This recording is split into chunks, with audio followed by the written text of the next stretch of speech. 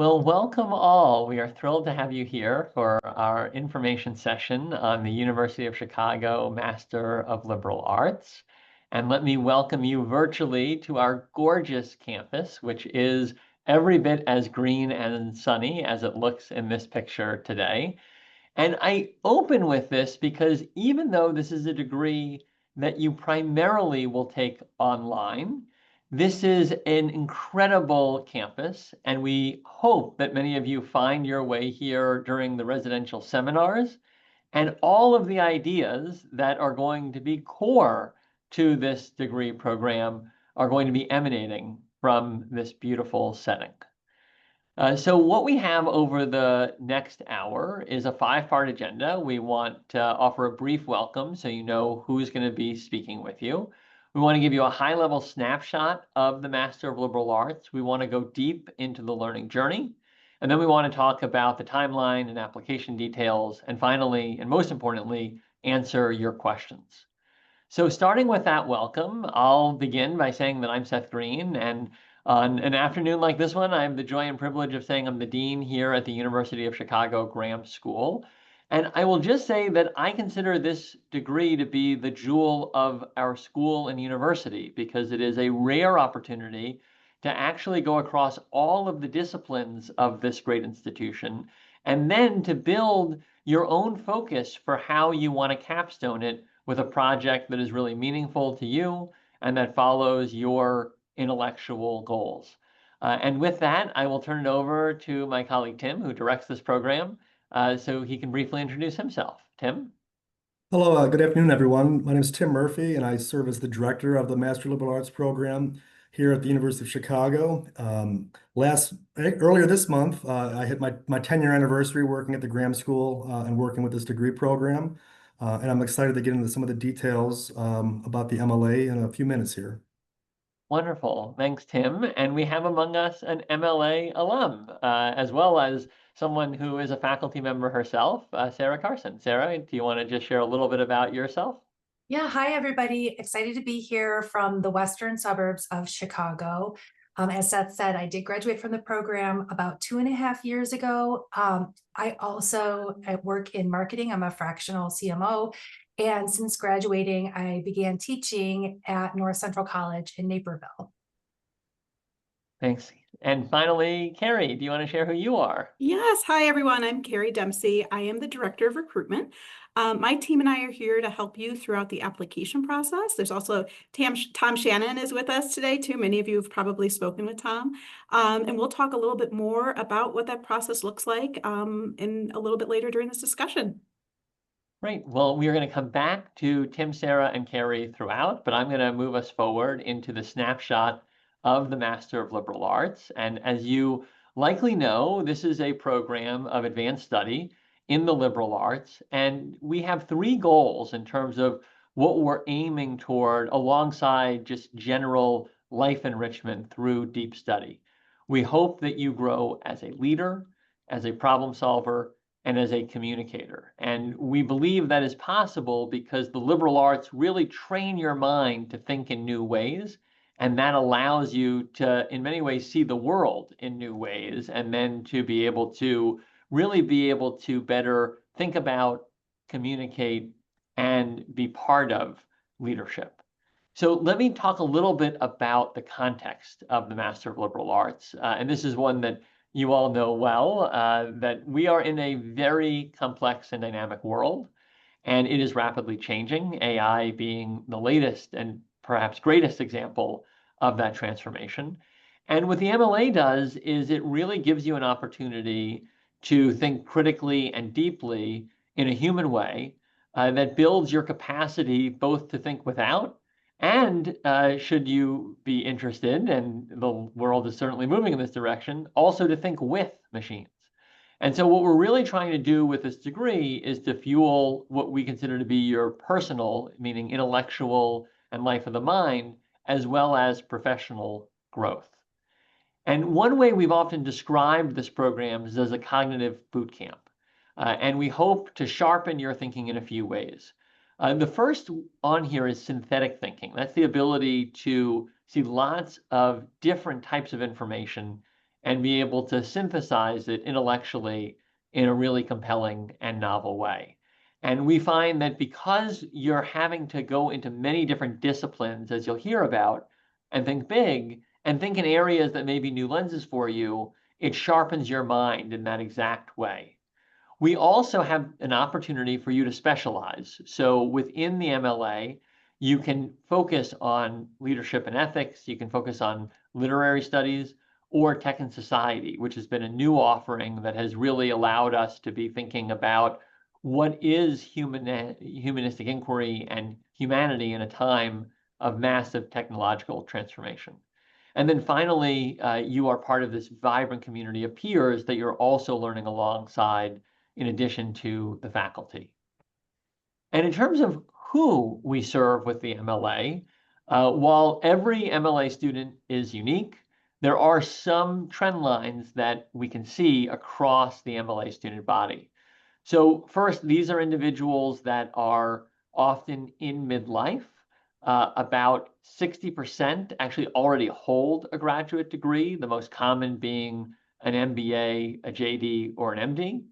And what they're really aiming to do with this is they're aiming to have an opportunity after they've built great technical skills and already gained a lot of experience to really deepen that life of the mind and expand their peripheral vision. This is also a global degree. More than 65% are individuals that are outside of Illinois. And even beyond that, we have a significant population, especially in Asia, that participates in the program. And we are about with an average of 2 decades of experience for the average MLA student. So it just gives you a sense of who, on a general basis, we're engaging. Although, I would be the first to say that we have students that are, in their 20s that want to just go deeper into the life of the mind, and we have students in their 70s who have decided that they want to be accountable and go through a degree program and achieve a really meaningful intellectual milestone later in life. So let's talk a little bit about the types of individuals that are in these programs. They are curious. This is a program that is for people that have innate curiosity and want to ask questions for their own sake. It is a deeply rigorous program. So all the classes are taught by tenure track or tenure equivalent faculty, and we're really passionate about every classroom being set up with a very high level of rigor and expectation. We are a place where we're constantly thinking provocatively, and we encourage our students to really be innovative in their intellectual journeys. And then our classrooms are meant for joint inquiry. So we see collaboration as core to the intellectual process here.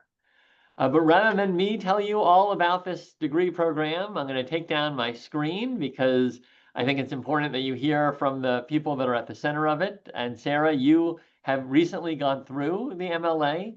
And so can you talk a bit about why you chose to pursue the MLA, and given your career in marketing and communications, one might assume you already had, all the writing skills you needed. And so why the interdisciplinary MLA? There were a few sad things, most people would consider sad things that were happening at the time when I began the degree program in 2021.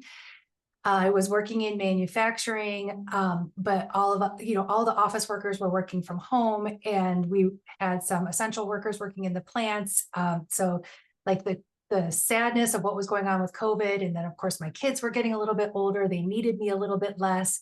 And all these things could have been really sad things, but I saw a silver lining and an opportunity to take all this new time I got back from commuting and from worrying about birthday parties and colds to dedicate that time to learning and exploring things that I had never tried before.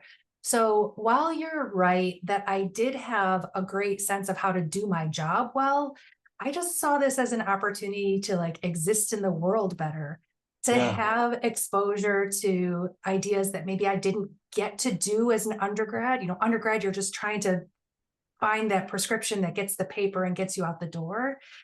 And I saw this as an opportunity to dabble in spaces I'd never been in before in a way that was interesting and exciting as an adult learner. Well, and Tim, you've been here for a decade, as you said. You've seen hundreds of MLA students. Sarah offers one example of an accomplished professional who has pursued the MLA. Can you speak to a few other examples of why students pursue this degree? Sure. It's always a tough question because our students represent such a diverse set of backgrounds.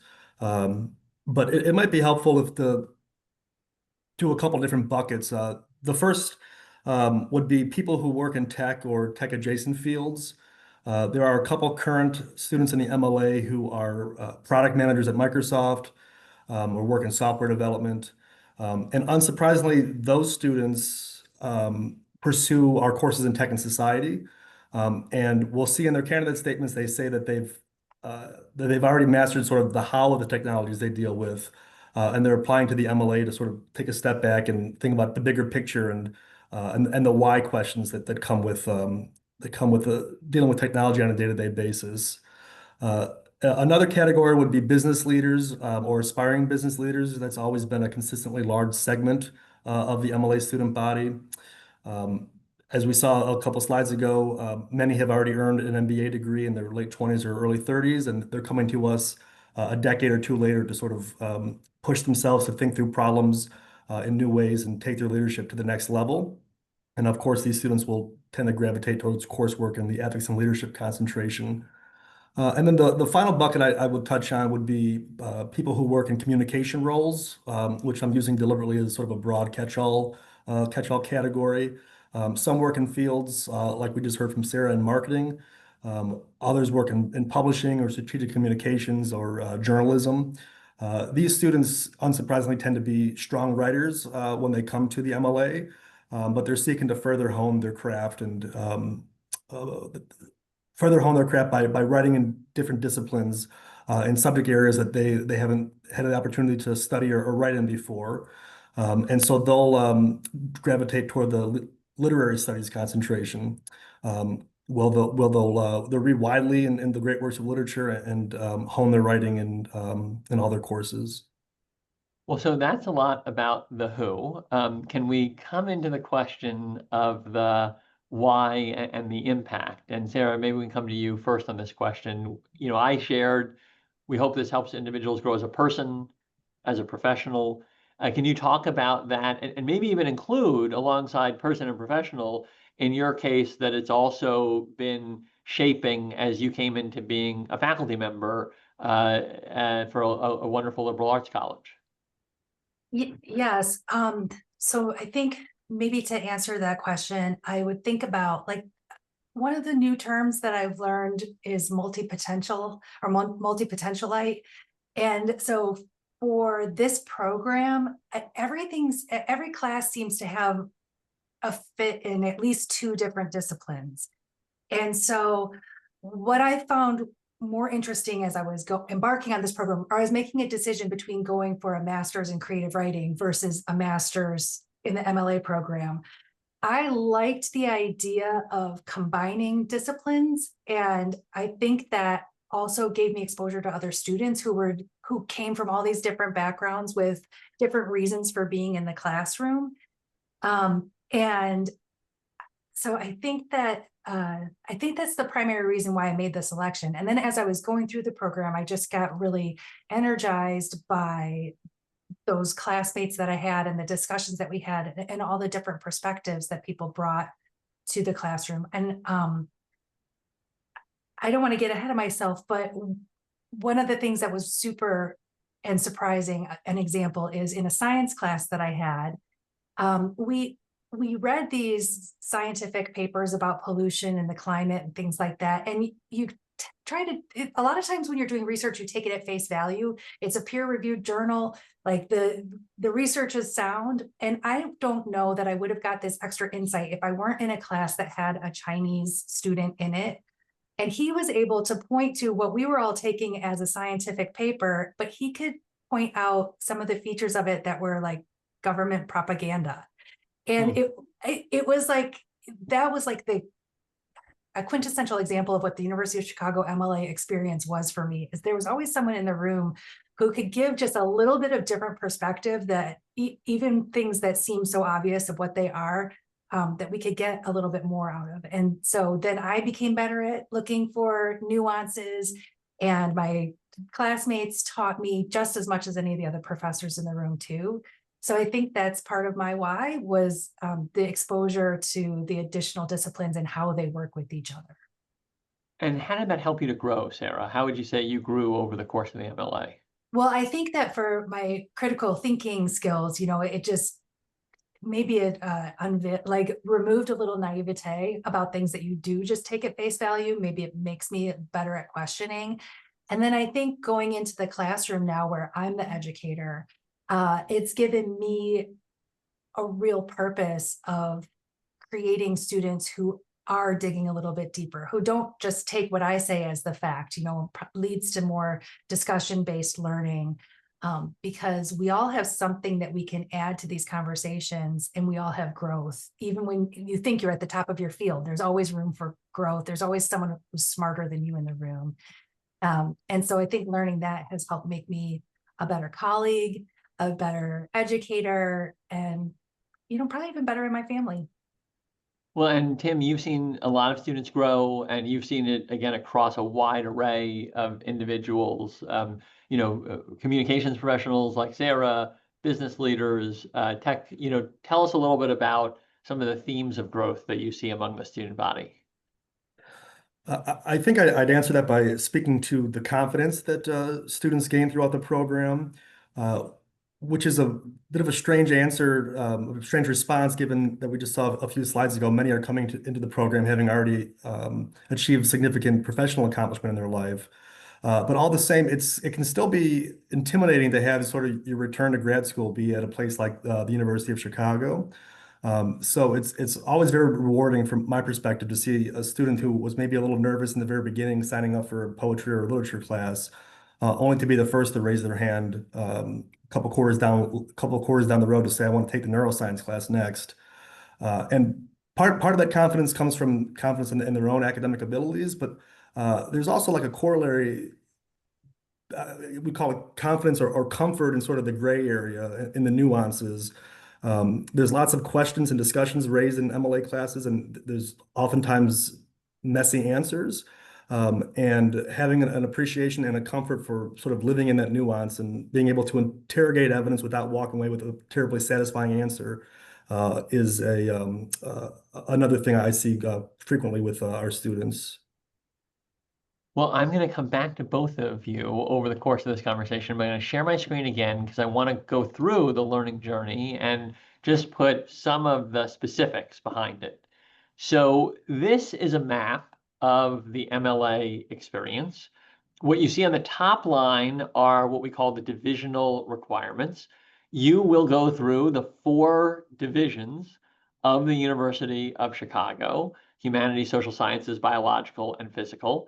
Now, the way that this works is that we have our standard faculty who are teaching the deepest classes and who often are the individuals that are winning Nobels and making, new names in their fields, for example, dark matter in cosmology.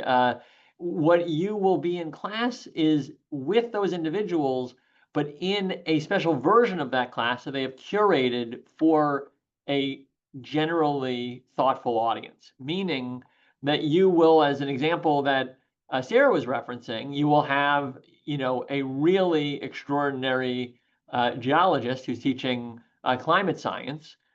They will be with you reading sometimes peer-reviewed science on climate, but they will be teaching the class knowing that you are not a scientist. You are just an intelligent individual who wants to better understand this area. And so these are classes in the physical and biological sciences that don't require, for example, deep quantitative background or some of those prerequisites, but they do have the scientist as the leader of that classroom, and they do go into the same level of study intellectually, even though they're careful to curate that class for a generally educated audience. So You take one class in each of these areas and you see across the disciplines of the university. Then you have the opportunity to choose 4 electives, one of which needs to be non-Western to make sure that you're having a diverse learning experience. And I'll talk in a moment about how those can be entirely at your discretion based on your intellectual interests, or you can concentrate them and then receive a concentration as part of your degree. And then the finale is a thesis that is of your own creation. I'll talk about what that looks like. So as I described, those electives can be at your own adventure and entirely discretionary, or we have areas where there are natural pathways within the curriculum. And if you chose to make your 3 electives focused on one of these areas, you would receive designation for a concentration in ethics and leadership, or tech and society, or literary studies.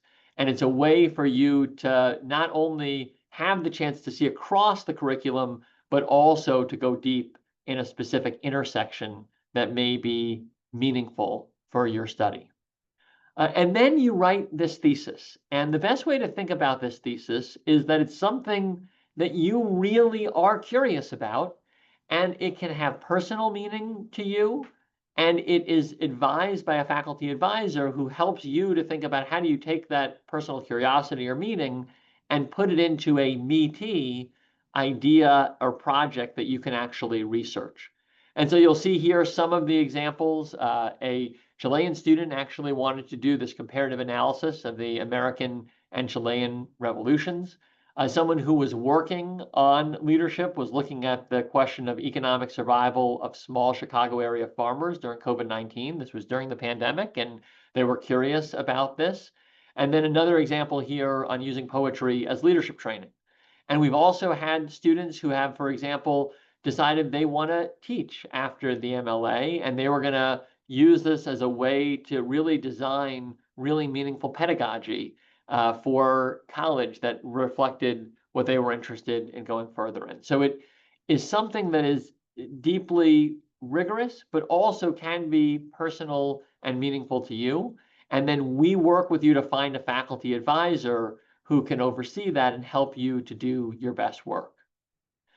There are a number of things that we consider to be hallmarks of this program. I'll just name a few of them.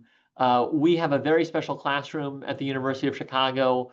We consider our faculty not only to be extraordinary scholars, but also really skilled facilitators.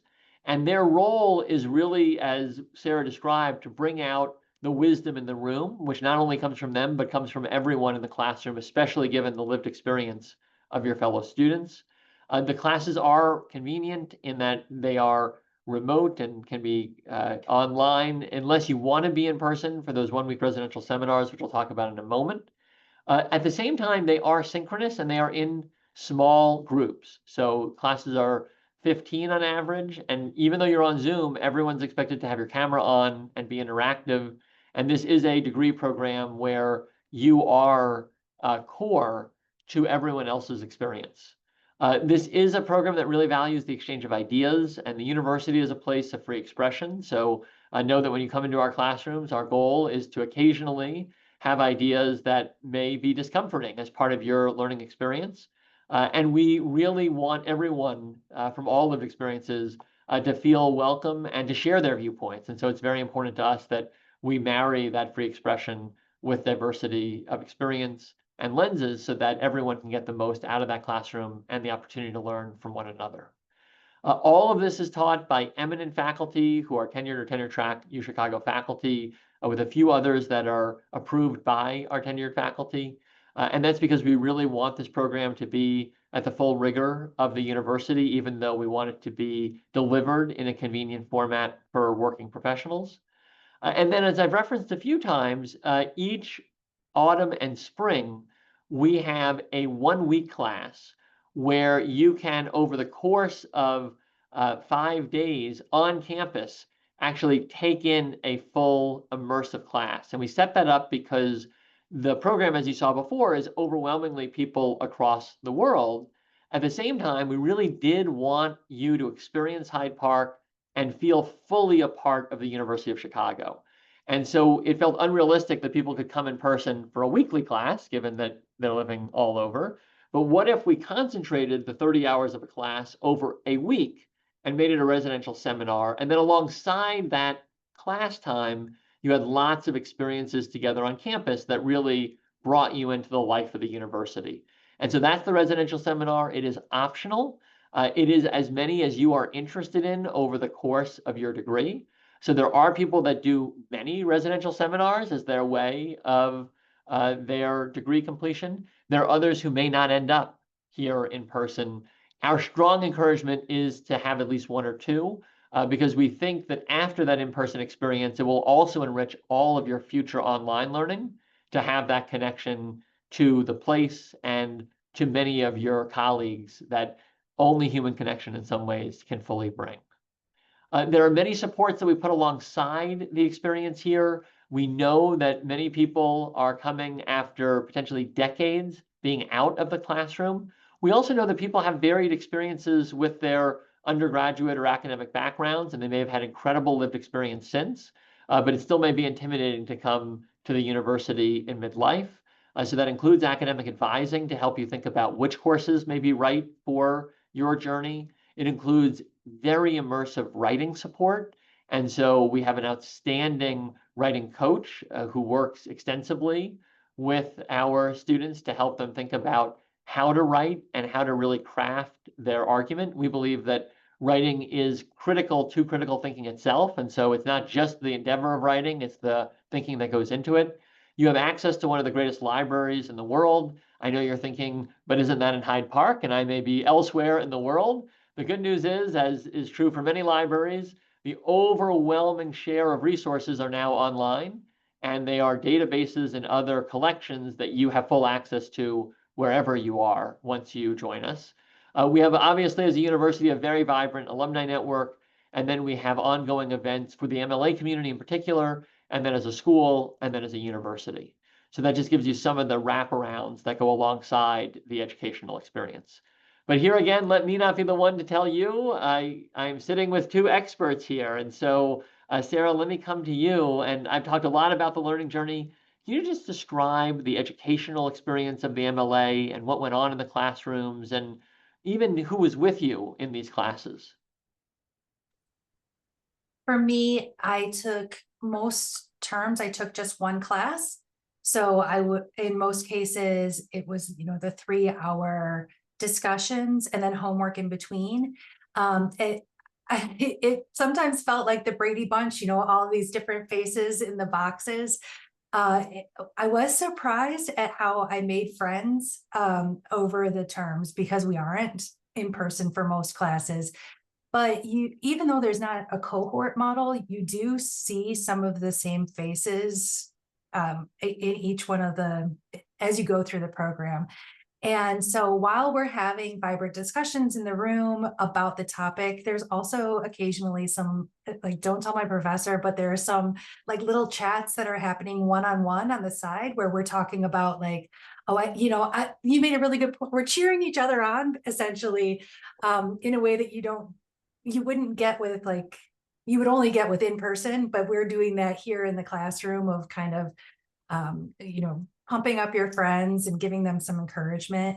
And so like the people in the room, Tim's already talked about a lot of the backgrounds, but, we saw entrepreneurs, executives, teachers, people from all different countries participating, and being part of that it was cool. And it didn't feel like there was a lecturer and then us. It was like all of us talking with each other. So my experience was, I came into my office with a cup of hot tea. We get a 15-minute break in the middle. Maybe I'll get a new cup. But we just kind of lock in. And maybe it's the nature of the fact that this program is a choice for most people. They're not forced or compelled to do it. But the people in the room are happy to be there. They want to be part of those conversations. They've done their homework, like they're ready to go. So that was my experience in the classroom.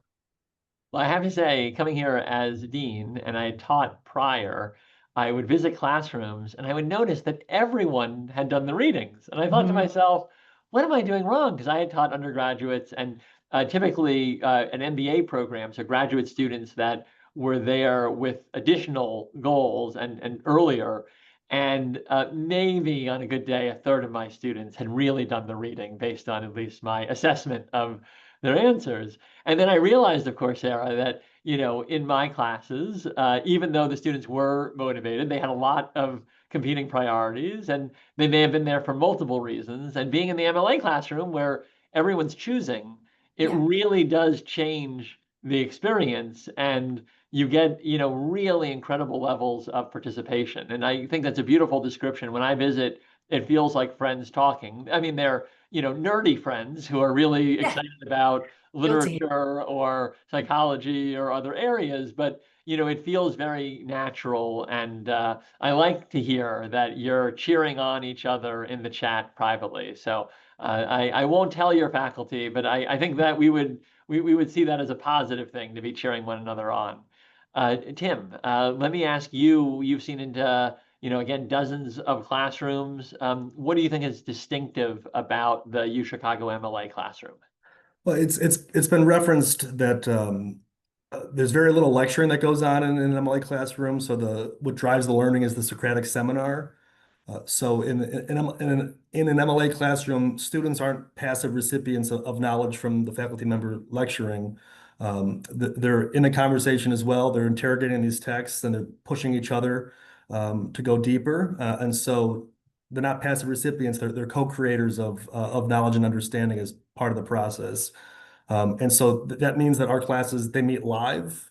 You can't have a Socratic seminar asynchronously.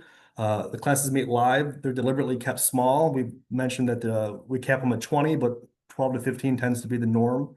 And so in another context recently, an alum described it as being sort of having a box seats for the show. You're front and center and part of the process. And in this environment, the students learn from each other just as much as they learn from the faculty. The phrase "spirit of joint inquiry" sort of captures the dynamic very well.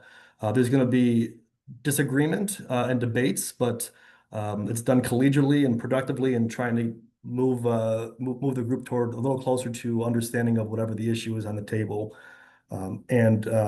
As a result of all of this, the students are doing the reading because they're excited to be there, but the faculty are just as excited to be in the classroom and be part of this conversation, and the faculty are learning from the students as the students are as well. So it's a very unique learning environment, to be sure. So one more question I want to make sure I ask. Maybe I'll start with you, Sarah. It can be intimidating to think about coming back. The university can be an intimidating place, right? Faculty are supportive, but they often cross-examine you as their method of support because they believe, asking tough questions is a form of respect here. Can you talk about what it was like to come back into the classroom, whether it was indeed intimidating, how you felt supported as a student, coming maybe after years away? Just talk about that whole process and, how you maybe gained the confidence that Tim described earlier. Sure. So I think the win for me was to just start with one class at a time, just to get a sense of what it was going to be like. Later, I did wind up taking 2 classes, a couple of quarters while I was there, but that was one thing that helped ease myself back into the classroom. But one of the biggest shifts I saw in myself as an adult student versus an 18-year-old is I recognized when I was, confused and I was willing to ask for help as an adult student that I was maybe scared or intimidated to do when I was a younger student. And that served me well. As an email to a professor, they always answered my emails when I had a question, if I thought I was missing the point on something. I took advantage of support from Millie for writing. It's required, but it also benefited a lot from that additional support. So I guess if there is a sense that you're going to be confused or left behind, it can be easily remedied by the fact that as a grown-up, you're a little bit less scared to just ask for help or just ask a question. I reached out to Callie to make sure I was taking the right class. I didn't have to figure out how to put my program together. I could contact Tim or Callie anytime I wanted to. Like, there was never a point where I was left alone. And again, in this virtual world for most of my classes, that seems like it would be a really big risk, but it just wasn't the case. So it's a mix of all of the help being available, and then as an adult student, recognizing that you should reach out for help and take advantage of it, So I think that helped me plow through. And Tim, can you just talk about the supports and the resources available to students? Yeah, so, in a nutshell, everyone involved in this program are deeply committed to student success. So we've heard about the academic advising. It's tailored to each student at the beginning of each registration period when we're registering for the next quarter. Every student gets an individualized email from our office, letting them know what classes are coming up, where they are in their degree process, what requirements are still left to be met. And also making sure they're taking classes that match their interests. And then we'll also help students stay on top of various administrative tasks they have to do with their accounts to keep everything running smoothly. Faculty are also very much committed to success. They're very generous with their time, and that's for office hours and meetings outside of the classroom. And also understanding that our students are busy professionals, so they're also generous with paper extensions and final project extensions when needed. And we've mentioned the writing support. We have an incredible writing advisor who works with the students. That she has workshops every quarter that are available to all MLA students. But at the very least, all students will work with Millie, our writing advisor, at the end, getting their thesis proposal together before you get passed off to a faculty advisor to supervise the final project. Well, so we are going to come back to you both when we get to Q&A. I'm going to turn it over now, though, to my colleague, Carrie Dempsey. And there are many questions in the chat that we see. We're going to quickly run through the timeline and details, which will answer some of those. And then we will come to all of the questions in the chat and any others in just about 2 or 3 minutes here. Carrie, can I turn it over to you? Yes, I will try to go very quickly. Okay, great, everyone. So upcoming deadline, the winter app deadline is December 2nd, which sounds very far away. However, as you're going to see on the next slide, there are quite a few action items to work on through the application process. The first is submitting a writing sample. We do require about a 5-page writing sample. And this is not necessarily something you have to create net new. Most people submit something that they have already done, perhaps in the workplace. This is a piece that we are willing to review for you before you submit your application. So you can email us, mla-admissions@uchicago.edu. We will review it and we will let you know, yes, this piece works, or no, we'd like you to submit something else. If you don't have something already available that you can use, you can write maybe a review of a book you read or a play you saw, and then submit that as your writing sample. Any time you save by submitting or repurposing a writing sample, we really suggest you focus that energy then on your candidate statement. This is such an important piece of your application process. It really helps us understand you, why you're motivated to take part in this course, why you feel that you'll be successful in it, or this program. So please really spend quite a bit of time focusing on this. 2 letters of recommendation. If you haven't already started talking to people in your network about submitting a letter of recommendation for you, start having those conversations right now. This is often the last piece of the application we are waiting on. So good to start having those conversations and request. Transcripts, you do not have to submit official transcripts for your application. So you can submit unofficial transcripts. However, we do need transcripts from every university that you have attended. If you are admitted to the program, you will then have to submit official transcripts at that time. You submit a copy of your resume, if required, TOEFL scores. Application fee we'll talk about in just a moment. And then once everything is submitted, we will reach out to you to schedule an interview. That interview will be with Tim and an alumni of the program. It's not really testing your skills of your knowledge of liberal arts types topic. It's more about just understanding who you are, your motivations for the program, and perhaps answering any questions that came up while we were reviewing your application. And then if you're admitted to the program, cost per course is just over $4,300 based on this year's academic financials for this academic year. One thing I did want to flag is that the $75 application fee, because you attended today's session, will be waived for you. But just a couple things to be aware of in order to take advantage of that application fee waiver. One is tomorrow night you'll receive an email with a code in it. When you go to submit your application, you will enter that code in order to have the fee waived. You will also need to upload a copy of that email. So don't delete the email, keep it so you can upload it. We can't, if you go in and pay your application fee, we can't then credit you back. So please don't pay the application fee, go through the waiver process. A couple additional things to mention here. One is we do have merit scholarships available. So you will see a place on the application where you can request a merit scholarship. You will submit a short essay in order to be considered.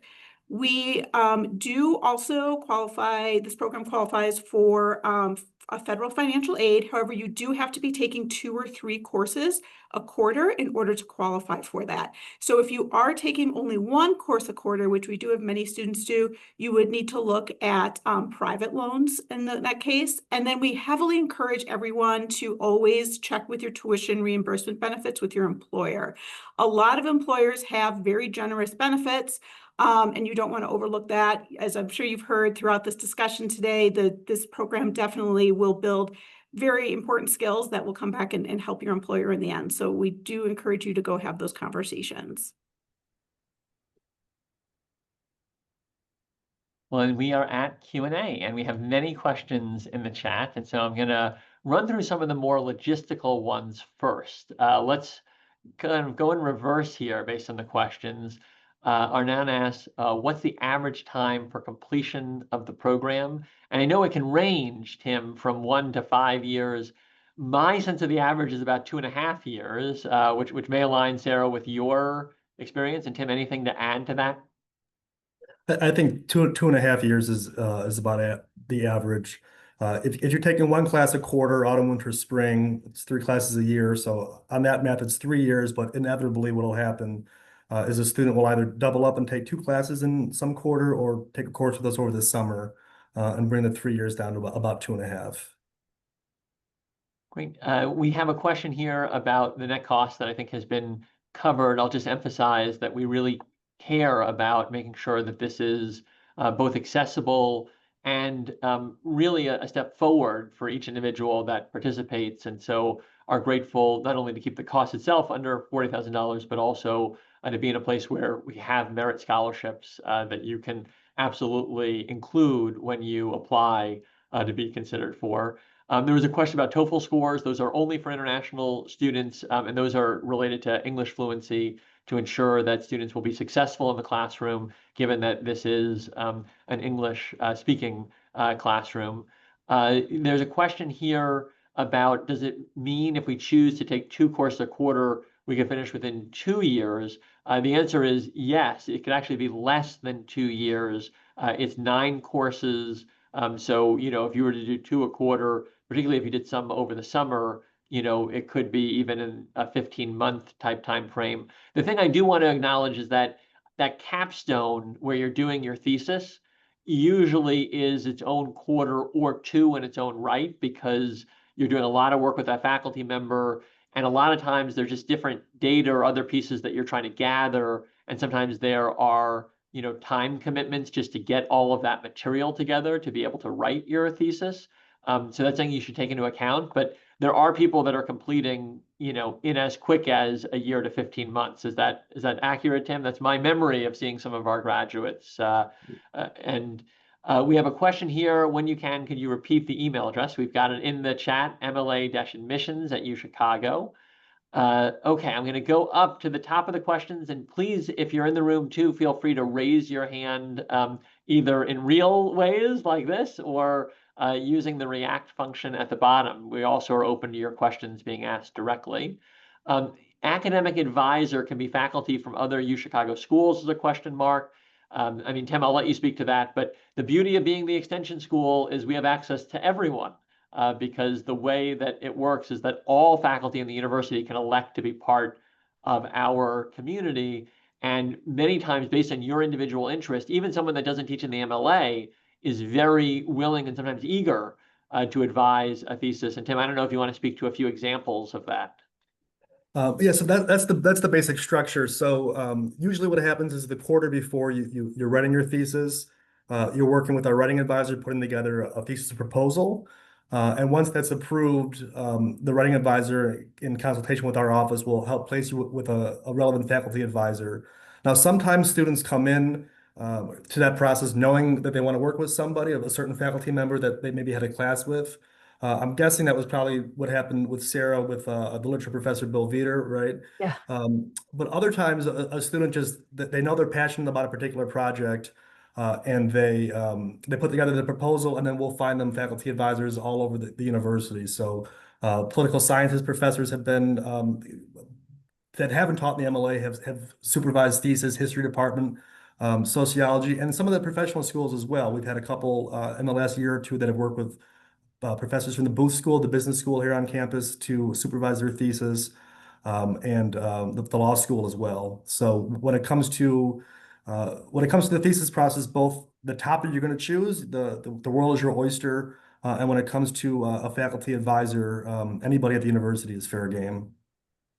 We have a question here, Tim, from Sydney about having this as your first degree. And I want to be clear that it's pretty even. I mean, we emphasize that 59% have a graduate degree, mainly to say that you won't be alone if you've already gone through an MBA or MD or JD. But, as you can see from those numbers, 41% have this as their first degree. So that is a very meaningful community in both regards, people that have and people that are gaining their graduate degree for the first time. Can you talk a little bit about, Tim, that person that is specifically interested in leadership, as Sydney is, what are the values that you think of the degree, and how would this help you potentially in your leadership track? And Sarah, I'd love your thoughts on this too, as someone just seeing into the degree and, maybe seeing some of your peers go after the leadership and ethics concentration. So I think the value for somebody who this will be their first degree is the same as if somebody has an MBA already. The ethics and leadership courses in the MLA program, I mean, they're unique, I think, across higher education. So there'll be some pure ethics class from the philosophy department, and there'll be some classes more focused on literature that might I'm sorry, more focused on leadership that might be drawn from the history department or political science department as well. And the ethics and leadership courses, similar to how I described tech and society earlier, it's meant to be reflective and sort of stepping back and grounding the students thinking about ethical leadership in classic texts that are relevant to contemporary issues as well. Sarah, anything to add? Not too much, except to say that I think you may have an easier time of getting tuition reimbursement from an employer for leadership and ethics classes. So that's something to consider as well. And I think that the people that I know from the program who took those classes were more like in middle management, and were using it as a way to position themselves for career moves to, demonstrate their knowledge. So the tuition reimbursement and movement within the organization without doing an MBA was the benefit for a lot of people. And I'll just say, to make it tangible, it's a really special approach to leadership. I'm struck, David Ray is a faculty member in the MLA. He has this class, World Wisdom Literature. And basically you look at how across all of these different examples, people are applying principles of leadership. So how would you think about it from a Stoic perspective, and Marcus Aurelius? And how would Marcus Aurelius think about these questions that we deal with? And how would you think about it from a Platonic perspective? And how would you think about it from an Eastern philosophy perspective? And I think, I saw a chief people officer of a tech company in Silicon Valley go through the program and talk about how she'd been to all these trainings, but she really hadn't been given these lenses on experience, and that this was actually the way that she began to think about how to approach being a people person and an organization going through immense change, and that it gave her an intellectual lens to combine with the very practical work that she was doing. So I just share that as a tangible way to think about, like, what does leadership development look like? And a lot of it is about asking how people against time and space have asked and answered these questions, and using that timeless wisdom alongside the very real insights that you're likely gaining in your day-to-day as a professional. There's a question here about additional guidance on the 2 letters of recommendation. Should they ideally come from a current or former manager, or would a colleague or academic reference also be appropriate? And I believe the answer to that, Tim, is going to be either, but we want people that can speak to readiness for this program. But anything to add on your end, Tim? Yeah, it could be either. Anyone who knows you and your work best is appropriate. Great, Sydney, we see your hand, and we love hearing from people. So go for it. We'd love to hear your question. Hi, good afternoon. Thank you guys for all this information. It's been very helpful so far.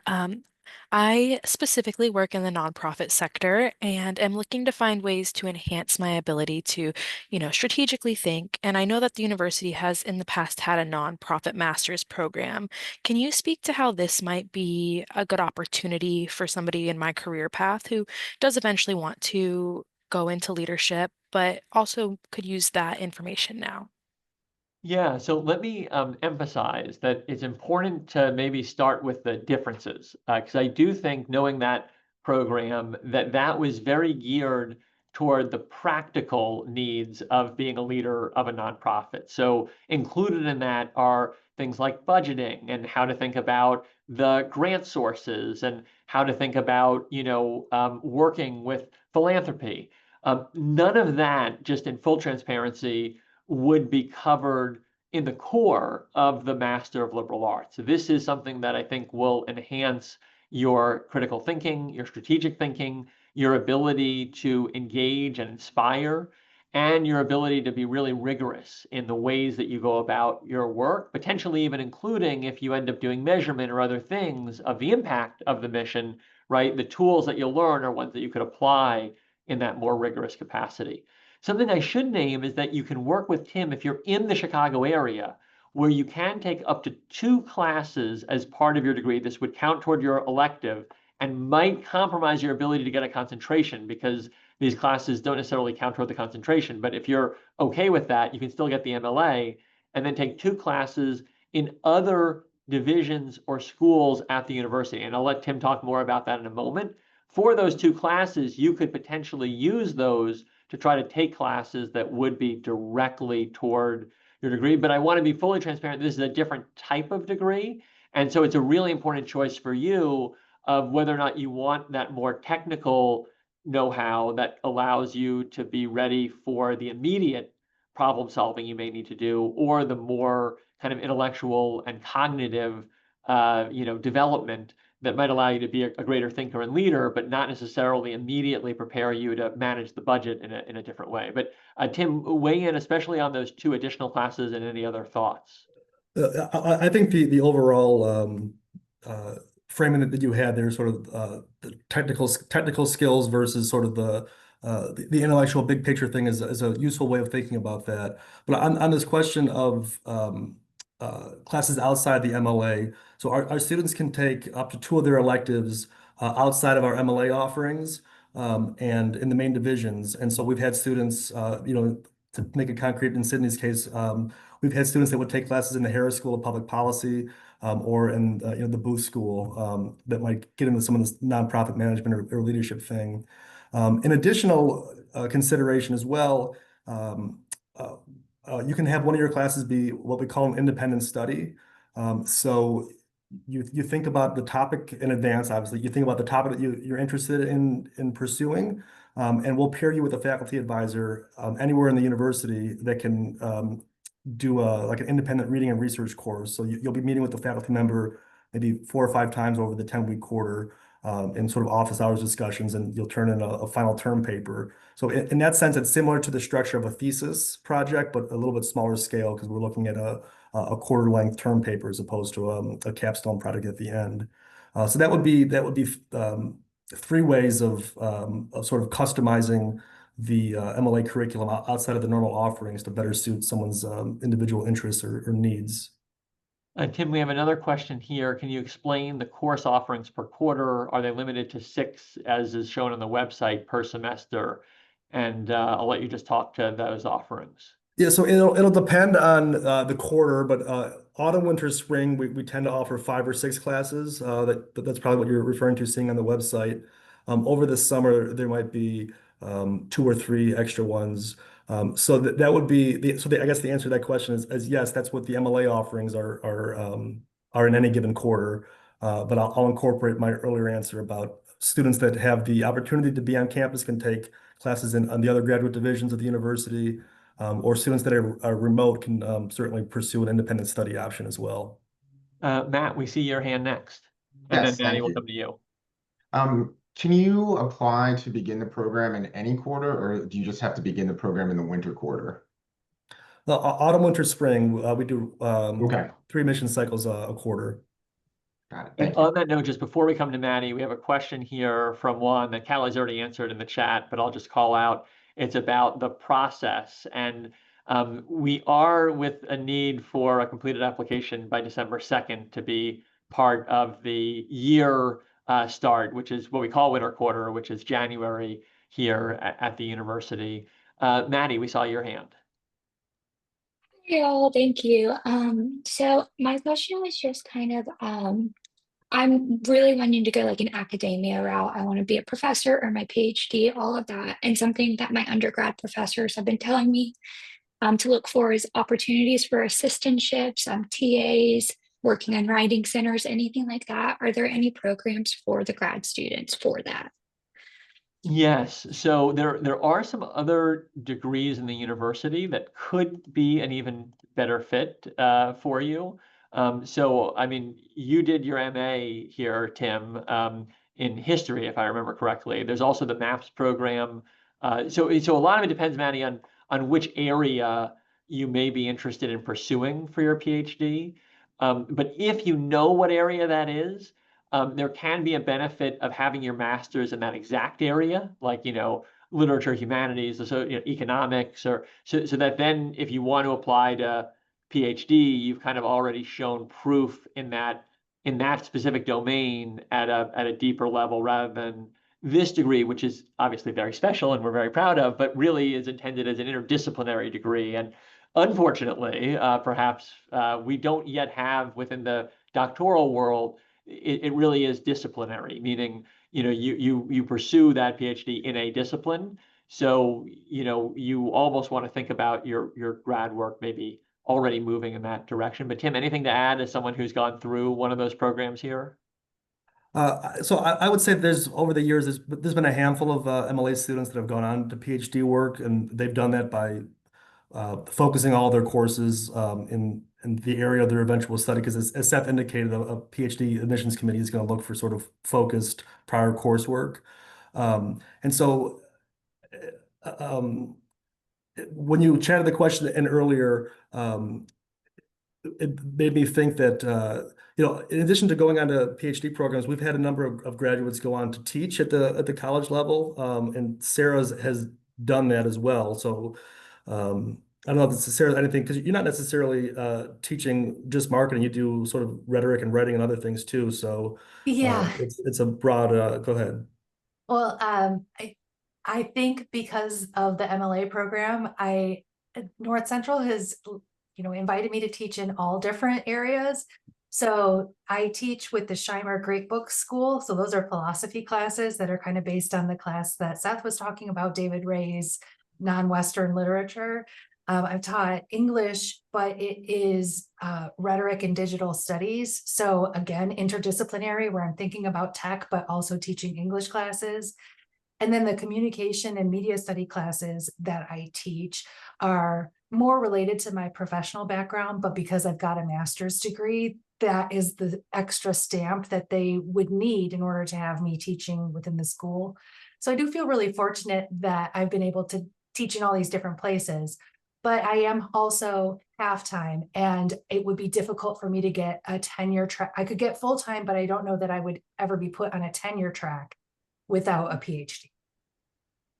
Well, I know we are at time. Let me just say, the joy of being in the room with all of you is that you really do represent the diversity of our MLA population. I mean, people from many different backgrounds, from what we can tell in your questions, and many different interests, but who share a real curiosity and who want to leverage the life of the mind as both a personal and a professional advancement tool. So thank you for being with us. Sarah, thank you for being a role model MLA grad. Tim, thank you for running this program so skillfully for a decade now in your leadership here. And Carrie, thank you for recruiting all of these phenomenal people who we have with us today. We look forward to continuing conversations with you and hope that we may get to welcome some of you in the new year as we continue the journey into the liberal arts. Thank you all. Have a great rest of your day. Thank you.